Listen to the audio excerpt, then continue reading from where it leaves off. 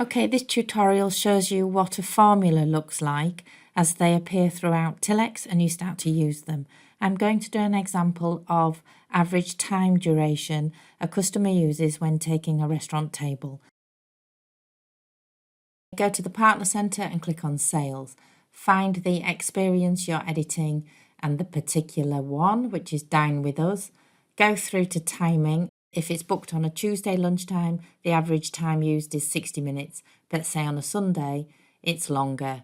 So this formula here shows if the party size is set for less than 4, return 90 minutes. Remember, Tillex works in pence to avoid rounding up when you're doing formulas on other options, and here in time, we're using minutes.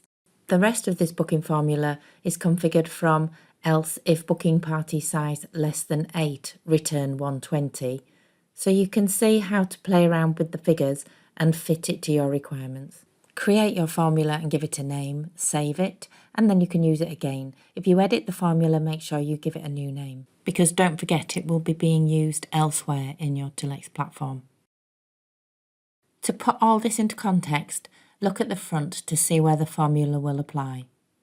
This is a test environment, and at the beginning we went into the sales catalogue and clicked on table booking and the event we wanted to edit.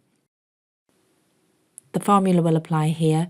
For people booking online that are groups of less than 4, they will be allocated 90 minutes, and this helps with operations. When you're booking face-to-face on the ePOS, you can override all these levers. Do watch the other tutorial on what type of formula options are available.